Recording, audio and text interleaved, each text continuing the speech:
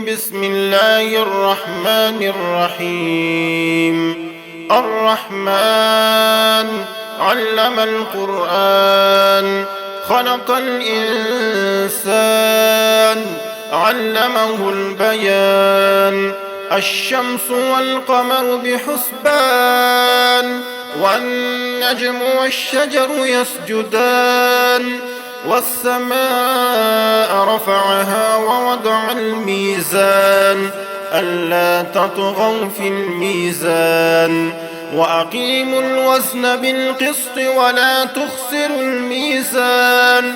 والأرض وضعها للأنام، فيها فاكهة والنخل ذات الأكمام. والحب ذو العصف والريحان، فبأي آلاء ربكما تكذبان؟ خلق الإنسان من صلصال كالفخار، وخلق الجان من مارج من نار. فبأي آلاء ربكما تكذبان؟ رب المشرقين ورب المغربين، فبأي آلاء ربكما تكذبان؟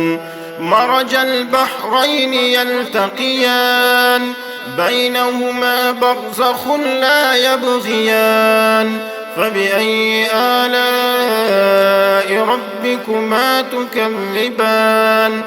يخرج منهما اللؤلؤ والمرجان. فبأي آلاء ربكما تكذبان؟ وله الجوار المنشآت في البحر كالأعلام. فبأي آلاء ربكما تكذبان؟ كل من عليها فان، ويبقى وجه ربك ذو الجلال والإكرام. فبأي آلاء ربكما تكذبان؟ يسأله من في السماوات والأرض كل يوم هو في شأن. فبأي آلاء ربكما تكذبان؟ سنفرغ لكم أيها الثقلان. فبأي آلاء ربكما تكذبان؟ يا معشر الجن والإنس إن استطعتم أن تنفذوا من أقطار السماوات والأرض فانفذوا، لا تنفذون إلا بسلطان. فبأي آلاء ربكما تكذبان؟ يرسل عليكما شواظ من نار ونحاس فلا تنتصران. فبأي آلاء ربكما تكذبان؟ فإذا انشقت السماء فكانت وردة كالدهان. فبأي آلاء ربكما تكذبان؟ فيومئذ لا يسأل عن ذنبه إنس ولا جان. فبأي آلاء ربكما تكذبان؟ يعرف المجرمون بسيماهم فيؤخذ بالنواصي والأقدام. فبأي آلاء ربكما تكذبان؟ هذه جهنم التي يكذب بها المجرمون، يطوفون بينها وبين حميم آن.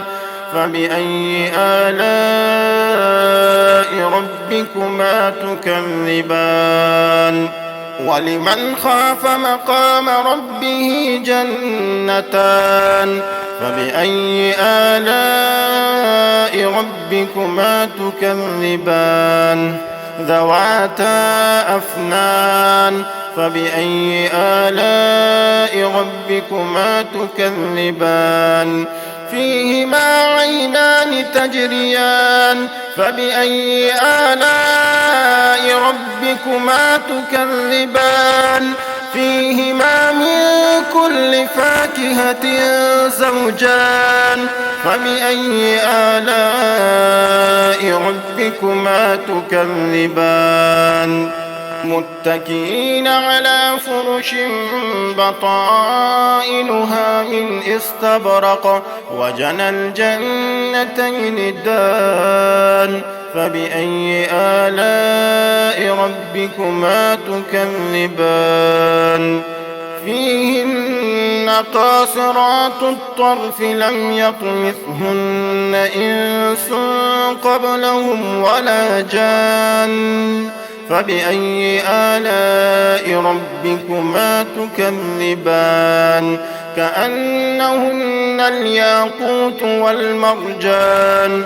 فبأي آلاء ربكما تكذبان هل جزاء الإحسان إلا الإحسان فبأي آلاء ربكما تكذبان ومن دونهما جنتان فبأي آلاء ربكما تكذبان مدهامتان فبأي آلاء ربكما تكذبان فيهما عينان نضاختان فبأي آلاء ربكما تكذبان فيهما فاكهة ونخل ورمان فبأي آلاء ربكما تكذبان